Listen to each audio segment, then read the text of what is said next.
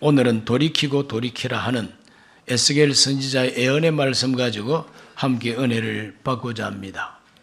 사도 바울은 에베소서에서 편지할 때에 주를 기쁘시게 할 것이 무엇인가 시험해 보라고 했습니다. 어떻게 하면 주님을 기쁘시게 할까? 이것이 우리 기독교인들의 삶의 기초가 되어야 됩니다. 어떻게 하면은 죄가 안 될까가 아니라 어떻게 하면 주님을 기쁘시게 할까? 이걸 생각하면서 열심히 주를 기쁘시게 하는 생활할 때에 하나님이 기뻐하시고 복을 내릴 줄로 믿습니다. 지난 시간에는 세 가지 하나님이 기뻐하시는 것을 소개했습니다. 잃어버린 영혼을 찾아내는 것, 이걸 하나님이 기뻐하십니다. 잃어버린 영혼을 찾아내는 것, 그리고 하나님의 공의와 정의를 실천하는 것, 이것이 하나님이 제사 드리는 것보다 기뻐하신다고 말씀 정언했습니다. 세 번째로는 선을 행하고 나누어 주기를 좋아하는 것을 하나님도 좋아하시고 그것을 하나님이 기뻐하신다 그랬습니다. 오늘은 에스겔 선지자를 통해서 우리에게 주시는 이 말씀 속에 또 하나님이 기뻐하시는 것이 있습니다. 그 하나님이 기뻐하시는 것이 무엇이냐? 에스겔 선지자는 원래가 제사장이었습니다. 그러다가 바벨론이 침공해 와가지고 많은 포로를 잡아갈 때에 포로로 끌려간 사람입니다. 제사장 하다가 포로로 끌려가서 제사 드릴 수 있는 환경이 안 되니까 제사장 노릇을 할 수가 없습니다. 하나님은 바로 이 에스겔을 선지자로 택하시고 하나님과 소통하게 하시고 하나님 주시는 말씀을 포로된 자기 백성들에게 전파하라는 것이 하나님의 사명이었던 겁니다. 그때 당시에 그 유다 백성들은 포로로 끌려가가지고 절망에 빠졌습니다. 어떤 죽음에 대한 두려움에 빠졌습니다. 이제 우리는 죽었다. 이제 우리에게는 희망이 없다. 그들은 깨달았습니다. 왜 우리가 나라가 망했을까? 이것은 우리가 하나님 앞에 죄를 지었기 때문이다. 우리의 허물과 죄 때문에 우리가 하나님께 지금 이 저주를 받는 것이다. 모두가 다 마음에 그걸 느끼면서 이제 하나님이 우리를 심판했으니 무슨 희망이 우리에게 있을 수가 있겠느냐? 우리는 죽었다. 절망이다. 그럴 때에 하나님이 이 선지자 에스겔에게 가서 전파하라. 하나님께서는 이와 같이 주저앉아 있는 이 백성들에게 하나님의 말씀, 희망의 말씀을 전하라고 에스겔에게 메시지를 준 겁니다. 그 핵심적인 내용이 바로 오늘 읽은 본문 10절과 11절에 기록이 되어 있습니다. 다 같이 한번 읽어봅니다. 그런즉 인자야 너는 이스라엘 족속에게 이르기를 너희가 말하여 이르되 우리의 허물과 우리 죄가 이미 우리에게 있어 우리로 그 가운데서 쇠퇴하게 하니 어찌 능히 살리어 하거니와 너는 그들에게 말하라. 주 야훼의 말씀이니라. 나의 삶을 두고 맹세하노니 나는 악인이 죽는 것을 기뻐하지 아니하고 악인이 그 길에서 돌이켜 떠나 사는 것을 기뻐하노라. 이스라엘 족속아 돌이키고 돌이키라. 너희 악한 길에서 떠나라. 어찌 죽고자 하느냐 하셨다 하라. 하나님이 선지자에게 이렇게 가서 전하라고, 하나님이 이렇게 말씀하셨다고 가서 전하라. 그 핵심 내용이 뭐냐? 절망에 빠져 있지 말고 죽었다 하고 죽음을 생각하지 말고 하나님은 이와 같이 죄를 지었다 할지라도 그 죄 때문에 죽는 걸 기뻐하지 아니하고 회개하고 마음 고쳐먹고 돌이켜서 그 나쁜 생활 다 떠나가지고 하나님이 기뻐하는 새 생활을 하게 되면 하나님은 살려준다고 하는 생명의 메시지, 희망의 말씀을 가서 전하라는 것입니다. 우리는 쇠퇴할 수밖에 없다. 우리는 우리의 죄와 허물로 죽을 수밖에 없다. 그래서 언제나 죽음을 생각하고 망하는 걸 생각하고 의욕을 상실하고 주저앉아 있는 이와 같은 그 백성들을 다시 일으키고 그들에게 희망을 주고 살 길이 있다는 것을 알게 해라. 하나님은 그 백성들이 악한 길에서 망하기를 원치 않는다. 회개하고 돌이키면 하나님이 그들을 살려준다고 하는 기쁜 소식을 전하라고 하는 것이 하나님이 에스겔에게 준 메시지입니다. 에스겔서 18장 23절도 그걸 말하고 있습니다. 주 야훼의 말씀이니라. 내가 어찌 악인이 죽는 것을 조고민들 기뻐하랴. 그가 돌이켜 그 길에서 떠나 사는 것을 어찌 기뻐하지 아니하겠느냐. 그래서 하나님은 악한 사람이라도 자기가 범한 악 때문에 죽는 것을 조금도 기뻐하지 않는다는 겁니다. 잔인한 사람은 자기가 미워하는 사람이 저주받고 자기 미워하는 사람이 교통사고 나면 아이고 깨소금이다. 아주 오지게 생각합니다. 그러나 하나님은 그걸 기뻐하지 않습니다. 악인이라도 죄를 지었다 할지라도 그 죄 때문에 죽는 걸 조금도 기뻐하지 아니하고 오히려 그 죄인이 회개하고 돌이켜서 새 생활을 하고 용서를 받고 하나님이 살려주시는 그 은혜를 받는 걸 하나님이 기뻐하신다는 거죠. 참 좋으신 하나님이십니다. 에스겔서 18장 32절도 말합니다. 주 야훼의 말씀이니라. 죽을 자가 죽는 것도 내가 기뻐하지 아니하노니 너희는 스스로 돌이켜고 살지니라. 죽을 자가 죽는 것은 당연한 겁니다. 당연하게 죽어야지.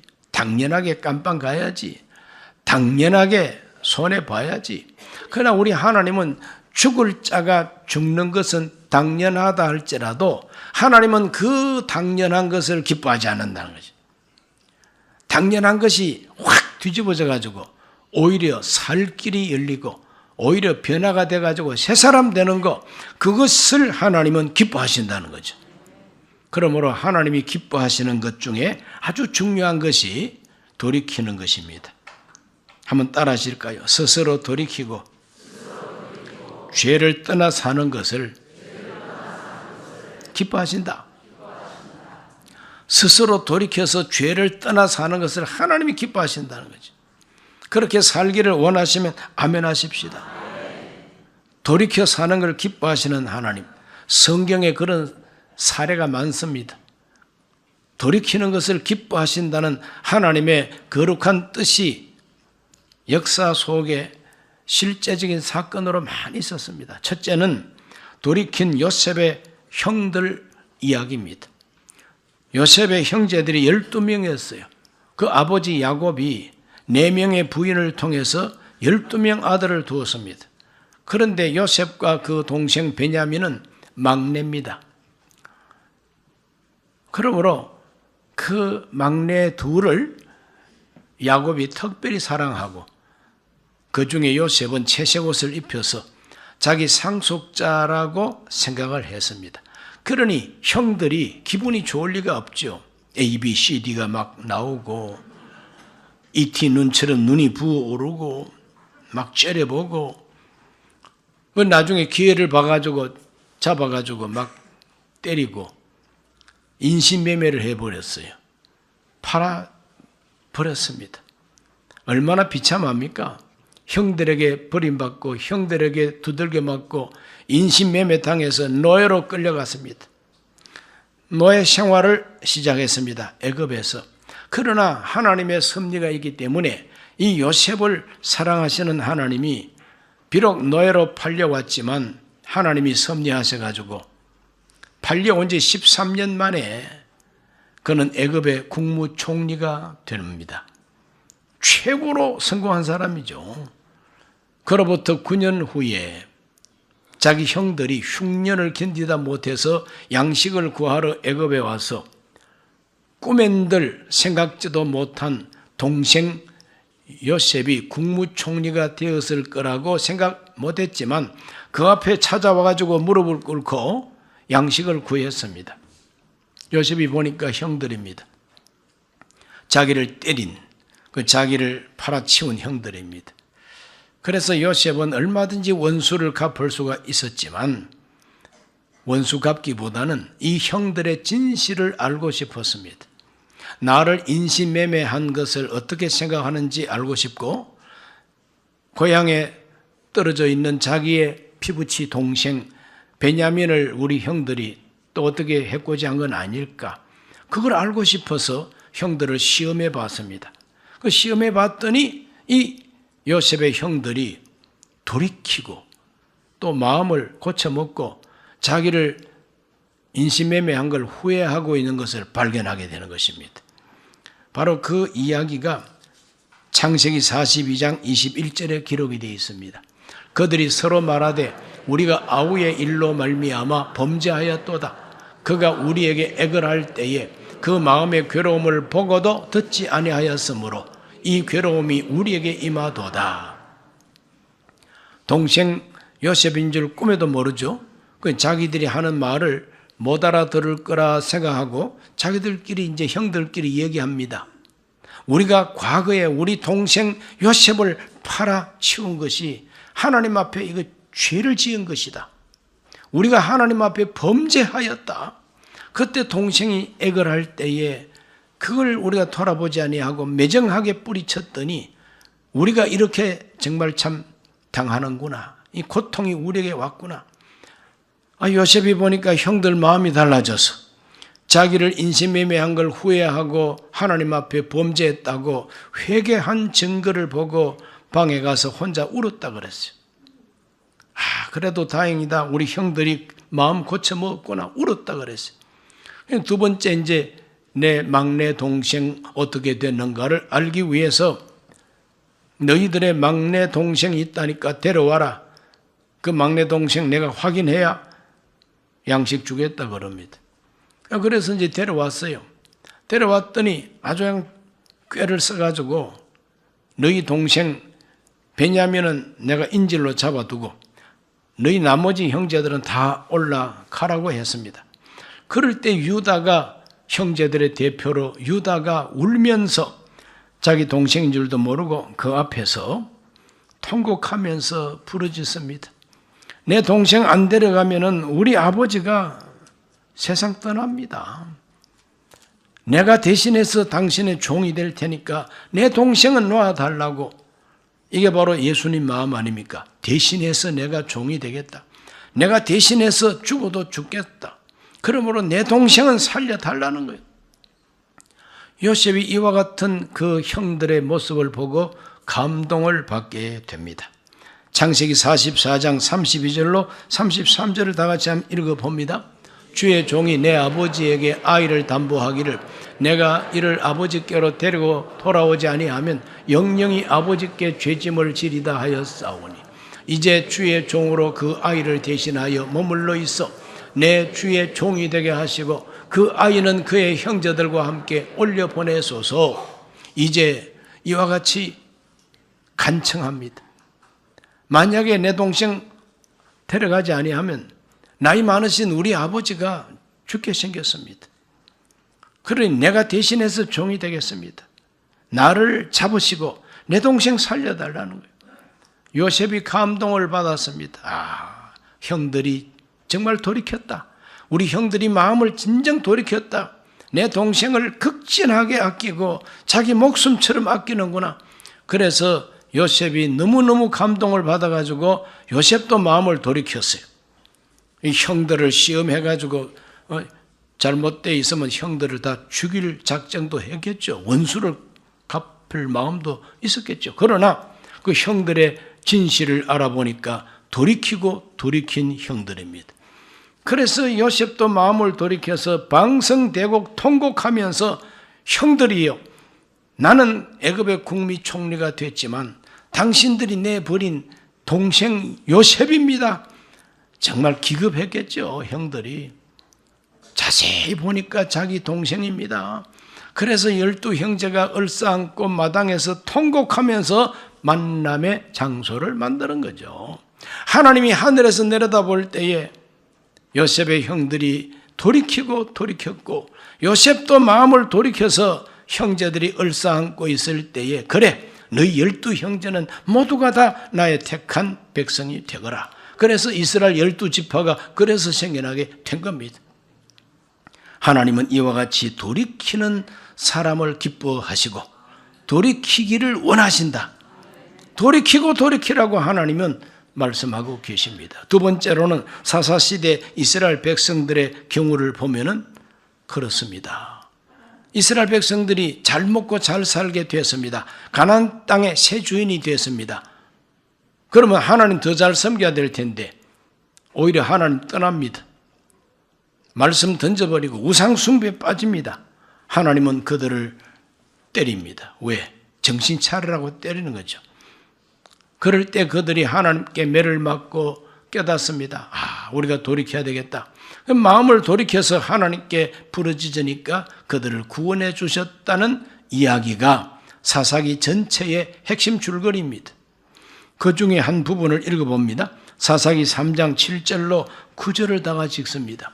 이스라엘 자손이 야훼의 목전에 악을 행하여 자기들의 하나님 야훼를 잊어버리고 바알들과 아세라들을 섬긴지라 야훼께서 이스라엘에게 진노하사 그들을 메소포타미아 왕 구산 리사다임의 손에 파셨으므로 이스라엘 자손이 구산 리사다임을 8년 동안 섬겼더니 이스라엘 자손이 야훼께 부르짖으매 야훼께서 이스라엘 자손을 위하여 한 구원자를 세워 그들을 구원하게 하시니 그는 곧 갈렙의 아우 그나스의 아들 온니엘이라. 8년 동안 이방 왕을 섬기면서 억압을 받고 있었지만 백성들이 마음을 돌이켜서 하나님께 부르짖으니까 하나님께서도 돌이키시고 그들을 구원해 주셨다. 구원자를 세워서 구원해 주셨다. 오늘날도 마찬가지입니다. 대한민국 국민들이 하나님께 부르짖으면, 한국 기독교가 깨어나서 하나님께 부르짖으면 하나님께서는 이 나라를 구원해 주시는 것입니다. 돌이키면은 하나님은 구원해 주시는 것입니다. 세 번째로 다윗의 참회를 보면은 하나님의 기뻐하시는 것이 돌이키는 것이라고 확신하게 됩니다. 다윗은 참 훌륭한 왕이었습니다. 믿음 좋고 전쟁에 용맹한 왕이었습니다. 그래서 자기 나라 이스라엘 역사의 최전성기를 만들어낸 바로 위대한 왕이 다윗입니다. 그러나 그 다윗 왕에게도 죄가 있었어요. 무슨 죄가 있었느냐? 다윗도 남자다 보니까 이쁜 여자를 보니까 마음이 막 동하는 거예요. 알고 보니까 처녀가 아니라 자기 부하의 아내가 되어 있는 밧세바입니다. 그래서 내 부하가 저렇게 이쁜 미녀하고 살아? 그럼 왕의 욕심이 생겨가지고 그래서 빼앗아서 자기 아내로 만들어버렸죠. 그러니 뭐 성폭행에다가 가정파괴범에다가 자기 부하를 최전방에 보내가지고 죽게 하라 살인교사범까지 돼버린 것이 다윗입니다. 벼락 맞을 죄죠. 그래서 나단이라고 하는 선지자가 왕을 찾아와서 왕이여 당신은 하나님 앞에 죄를 지었다고 하나님이 가만히 있지 않는다고 무서운 예언을 할 때에 다윗이 회개하게 됩니다. 즉시로 회개하게 됩니다. 신약 성경 읽어보면 헤롯이라고 하는 왕이 아주 야비하게도 자기 동생의 부인 제수씨 이쁘니까 또 빼앗아 가지고 살았네. 세례 요한이 그걸 보고 책망합니다. 왕이 동생의 부인을 빼앗아 사는 것은 이스라엘의 율법에 합당하지 아니하고 이거는 하나님 앞에 범죄하는 것이라고 애언을 했더니 뭐가 어째고 어째 왕이 마음껏 하는데 뭐 선지자가 말이지 흐름한 게 와가지고 그걸 잡아가지고 감옥에다 넣어놨다가 나중에는 목을 베어서 죽이지 않았습니까? 이 왕권을 가진 사람은 이런 식으로 자기 마음대로 할 수가 있는 것이 바로 왕권입니다. 그러나 다윗도 얼마든지 헤롯보다 더 큰 권세를 가졌으니까 나단 선지자 보고 나단 목사님 쓸데없는 소리 하지 마세요. 나도 전쟁하면서 피곤하니까 나를 위로할 사람 필요하지 않아요. 이쁘니까. 이런 식으로 빼앗아서 모르는 척하고 살 수도 있습니다. 그러나 다윗은 하나님 앞에 회개했습니다. 그 회개한 이야기가 사무엘하 12장 13절과 14절에 기록되어 있어요.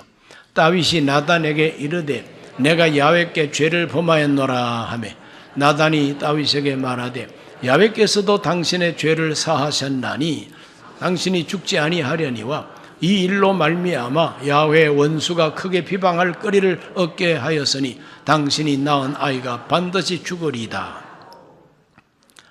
하나님께서 이 죽일 죄를 지었던 이 다윗을 죽이지 않았다.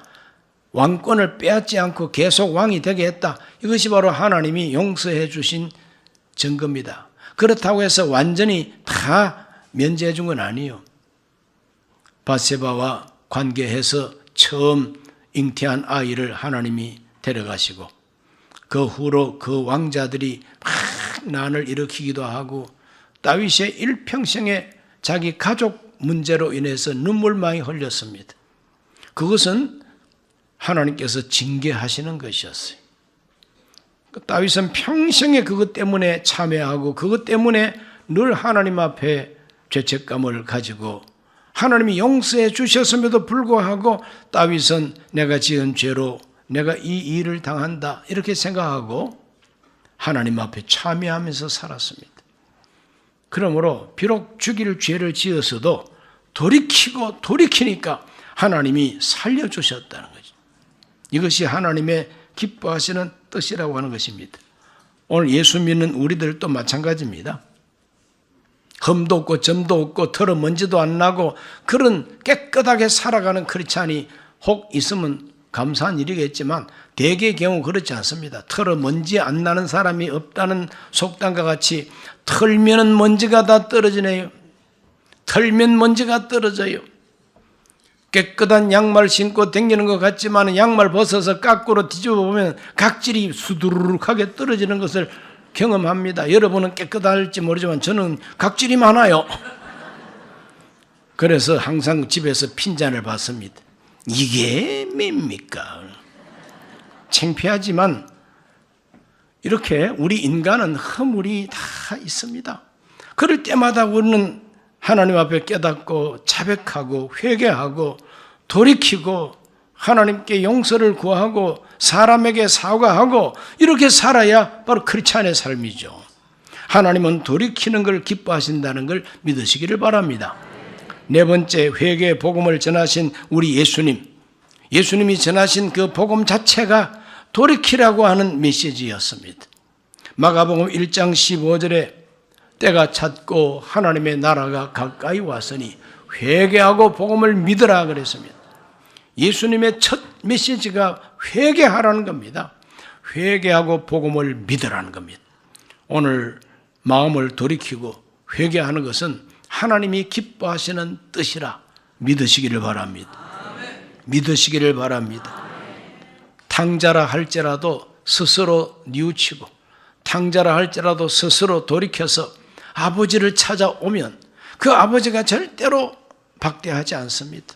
오히려 환영하고 기뻐하고 죽은 아들 살아왔다고 잃어버린 아들 되찾았다고 잔치를 여는 아버지의 이야기를 예수님이 누가복음 15장에서 하셨어요. 누가복음 15장 17절에서 19절을 다 같이 한번 읽어봅니다. 이에 스스로 돌이켜 이르되 내 아버지에게는 양식이 풍족한 품꾼이 얼마나 많은가. 나는 여기서 줄여 죽는구나. 내가 일어나 아버지께 가서 이르기를 아버지 내가 하늘과 아버지께 죄를 지었사오니 지금부터는 아버지 아들이라 일컬음을 감당하지 못하겠나이다. 나를 품꾼의 하나로 보소서 하리라. 돌이키는 탕자의 그 마음을 잘 표현하고 있지 않습니까? 아버지 앞에 내가 죄를 지었다. 하나님 앞에 내가 죄를 지었다. 내가 정말 아들이라 일컬음을 받기 곤란한 죄인이지만 살기 위해서라도 내가 아버지 집에서 일꾼이 될지라도 아버지 집으로 가야 되겠다. 마음을 돌이켜서 아버지를 찾아오는 이 자체를 하나님이 기뻐하신다는 거죠. 오늘 저와 여러분도 주일마다 다시 아버지를 찾고 하나님을 찾는 거룩한 체험이 있으시기를 주 이름으로 축원합니다. 하나님은 돌이키는 자를 기뻐하십니다. 성령이 교회들에게 하시는 말씀을 들을지어다. 이것이 성경 마지막 부분 요한계시록이 주는 메시지입니다. 요한계시록이 주는 마지막 메시지가 뭐냐? 성령이 교회들에게 하시는 말씀을 들을지어다. 귀가 있으면 들으라 그랬어요. 그 핵심 내용이 뭐냐? 회개하라는 겁니다.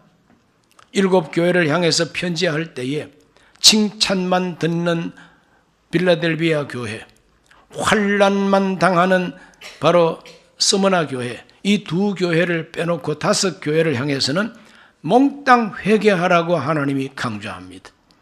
첫 번째 교회 에베소 교회를 향해서 계시록 2장 5절은 이렇게 말하고 있습니다. 그러므로 어디서 떨어졌는지를 생각하고 회개하여 처음 행위를 가지라. 만일 그리하지 아니하고 회개하지 아니하면 내가 너에게 가서 네 촛대를 그 자리에서 옮기리라. 무슨 말씀이죠? 성령이 교회들에게 주시는 말씀은 회개하라는 말씀입니다. 돌이키라는 말씀입니다. 돌이키지 아니하면 촛대를 옮겨버린다고 말씀하고 계십니다. 하나님은 버가모 교회에 편지할 때에 회개하라, 발람의 교훈과 니골라당의 교훈을 버리라, 회개하라는 겁니다. 두아디라 교회에 편지할 때에 내가 회개할 기회를 주어서도 회개하지 아니하면 너희를 침상에 던지고 너희들을 죽일 것이라고 무서운 예언을 합니다. 이세벨의 교훈과 그 우상 숭배를 버리라 그랬어요. 사대 교회에 편지할 때에 살아서나 죽은 형식적인 신앙을 회개하고 일깨워 일어나라. 그렇지 않으면 내가 도둑같이 임하여 너희를 심판한다 그랬어요. 마지막 교회 라오디게아 교회를 향해서 뜻도 미지근한 걸 회개하고 열심을 내라고 요한계시록 3장 19절은 이렇게 표현하고 있습니다. 물은 내가 사랑하는 자를 책망하여 징계하노니 그러므로 네가 열심을 내라, 회개하라. 교회마다 주시는 성령의 메시지는 회개하라는 메시지입니다.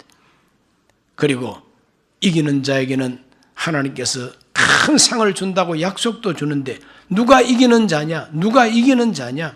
아무 허물과 죄 없는 자가 이기는 자가 아니라 여러 가지 시련과 고난과 역경과 부족한 게 많으면 이걸 회개하는 자가 이기는 자라는 거죠. 오늘 저와 여러분은 회개하고 이기는 자가 되시기를 바랍니다. 에스겔 선지자는 에스겔 33장 14절에서 16절에 마지막으로 이 말씀을 남겼습니다. 가령 내가 악인에게 말하기를 너는 죽으리라 하였다 하자 그가 돌이켜 자기 죄에서 떠나서 정의와 공의로 행하며 저당물을 도로 주며 강탈한 물건을 돌려보내고 생명의 율례를 지켜 행하여 죄악을 범하지 아니하면 그가 반드시 살고 죽지 아니할지라. 그가 본래 범한 모든 죄가 기억되지 아니하리니 그가 반드시 살리라. 이는 정의와 공의를 행하였음이라 하라. 하나님은 정의와 공의를 행하는 걸 그토록 기뻐하시는데 정의와 공의를 행하기 위해서는 반드시 돌이켜야 된다는 거예요. 마음을 돌이키고 죄에서 떠나서 정의와 공의를 행하면 반드시 살리라. 한번 따라 하십시다. 반드시 살리라. 반드시 살리라. 그러므로 절망하지 말라는 겁니다. 죽음을 생각하지 말라는 겁니다. 죄를 지었다 할지라도 죄책감 때문에 그냥 시들어버리지 말라는 겁니다. 죄를 지었다 할지라도 허물이 있다 할지라도 그동안에 우상숭배했다 할지라도 다 떨쳐버리고 일어나서 새사람 되고 하나님의 공의와 정의를 행하고 하나님 바로 섬기면 반드시 살아난다는 거예요. 이것이 하나님의 복음입니다. 구약이나 신약이나 똑같이 하나님은 회개하는 자를 기뻐하시고 돌이키는 자를 기뻐하십니다. 오늘 우리 모두가 돌이키기를 예수의 이름으로 축복합니다. 기도합니다. 살아계신 아버지 하나님, 오늘 하나님 앞에 나와 주의 말씀을 경청하는 우리 성도들 한 사람도 빠짐없이 돌이키게 하여 주옵소서. 죄에서 돌이켜 의를 행하게 하여 주옵시고 자기 자신의 중심에서 돌이켜 하나님 중심이 되게 하여 주시어서 야훼가 주시는 거룩한 음성을 듣고 승리하게 해 주옵소서. 예수님 이름으로 기도하옵나이다. 아멘. 잠시 고개 숙입니다. 오늘 처음 교회 나오신 분 계십니까? 그 자리에 일어나셔서 마음 돌이켜 예수님을 영접하고 따르시기를 바랍니다. 하나님 아버지, 저는 죄인입니다. 어디에서 와서 왜 살며 어디로 가는지 알지 못하고 죄 가운데 살았습니다. 저의 죄를 위하여 십자가에서 죽으시고 부활하신 예수님을 제 구주로 모셔드립니다. 저는 하나님 자녀가 되었습니다. 지금부터 영원토록 주님과 함께 살겠습니다. 예수님 이름으로 기도드립니다. 아멘.